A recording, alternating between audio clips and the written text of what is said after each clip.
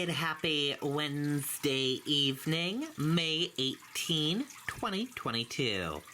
I'm Riley King. Welcome to this Wednesday evening edition of the Riley King Newscast, right here on the Riley King Network. We have a lot of news to get to this Wednesday evening, so let's get started right now. First up, wife of New Hampshire man accused of murder testifies he killed her coworker. Let's take a listen to that video from WMUR News 9. Mainly Tubbs is celebrating 44 years of delivering relaxation, and that means huge savings for you. We're going to message your little boyfriend. Brittany Barone testified Wednesday about the plot her husband laid out in September of 2020 to lure Jonathan Amaral to a park. Armando Barone allegedly used her phone to message him. At one point, he stomps on his face. Brittany described a relentless assault when the 25-year-old engineer arrived, and then the moment Armando allegedly forces her to join in. Kill him. Do it. Shoot him. What did you tell him back? No. Did you say whether you could do this? I can't. Yeah, I can't. Brittany says he then ordered her to stand on his throat. I could hear John, struggling, he was trying to breathe. Brittany says Amaral begged for his life and hers, promising to never talk or see her again. Armando, she says, was undeterred. And John said, what? He said, look at her. Do you still think she's pretty? And John looked at me. He said, yeah, I do. Brittany says her husband forced John Amaral into the hatchback of his own car, headfirst. John's last words were, "I thought you were going to let me live," before Armando shot Amaral 3 times. And John says, wait, I thought you were going to let me live. And Armando said, yes, that means both of us liars.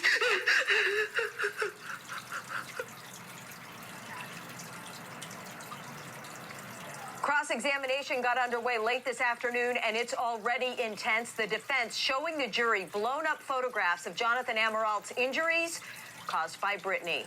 This trial does resume here tomorrow at 9 a.m. We're live in Keene this evening. Amy Cavino, WMUR News 9. Okay, and there you go on that video and that report.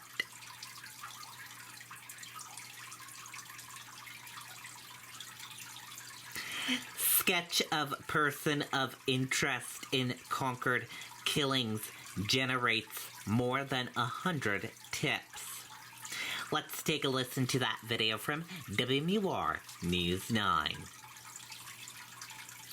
Mainly Tubbs is celebrating 44 years of delivering relaxation, and that means huge savings for you. Their warehouse... Well, since investigators released that sketch yesterday of a person of interest, the state attorney general's office says they've gotten well over 100 new tips in this investigation. Again, that person of interest is described as a white man in his late 20s or early 30s, about 5 feet 10 inches tall with brown hair and clean shaven. Authorities say he was seen in the area where Stephen and Wendy Reed were shot to death last month. The Reeds were last heard from on April 18th when they left their Concord apartment for a walk on the broken ground trails off of Portsmouth Street. Now, we just spoke to Concord City Councilor Fred Keach, who says he understands people are anxious for answers, but that these investigations take time. Be patient, trust the process.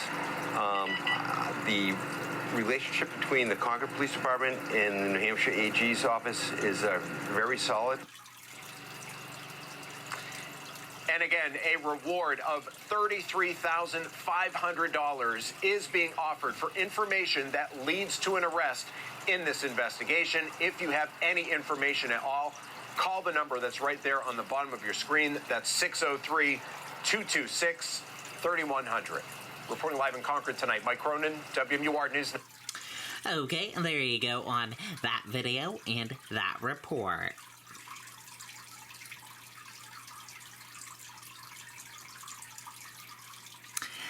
As baby formula shortage continues, parents gather online to help each other. Let's take a listen to that video from WMUR News 9. Mainly Tubbs is celebrating 44 years of delivering relaxation, and that means huge savings for you. I can't find her formula anywhere. The baby formula shortage has been hard for Heather Figueroa. Her 6-month-old daughter has a serious milk allergy, and the formula she uses is hard to find.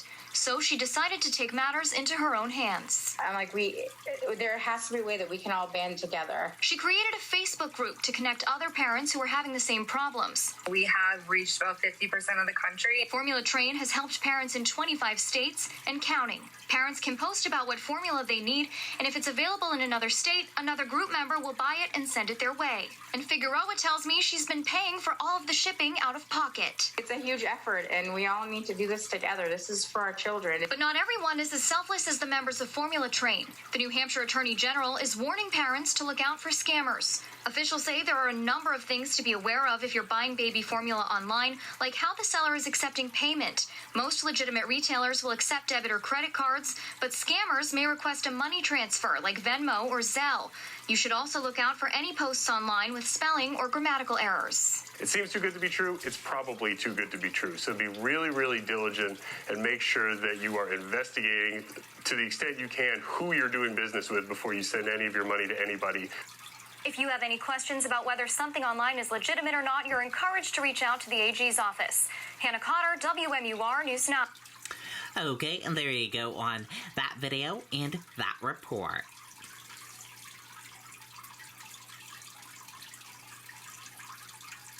Bemis fire burning in area of Crawford Notch State Park, about 45% contained. Let's take a listen to that video from WMUR News 9.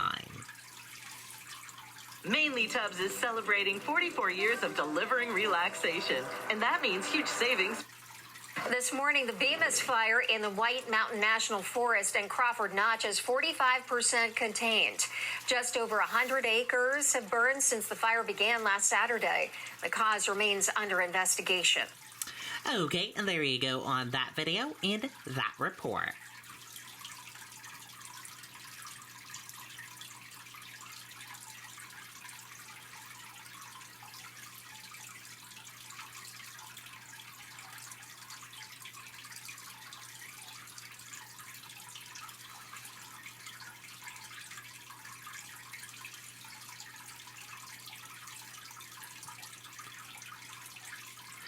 Biden visits scene of fatal Buffalo shooting. Let's take a listen to that video from ABC News. What if positive change was only one design away? Some say design is beyond most people's reach. We say it's already in your hands. So, what will you design today? To the latest on the supermarket massacre, President Biden and the First Lady visited the scene.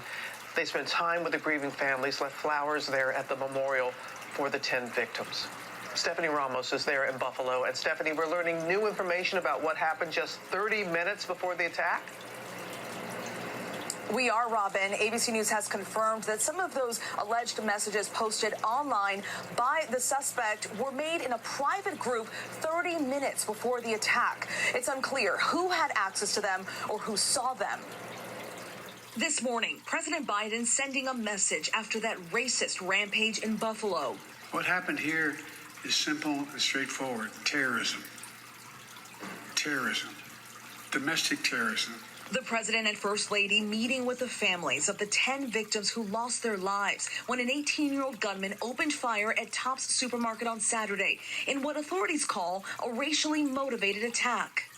We need to say as clearly and forcefully as we can that the ideology of white supremacy has no place in America. The president blasting those who embrace replacement theory, the racist belief allegedly held by the shooter that there's a conspiracy to replace white Americans with people of color.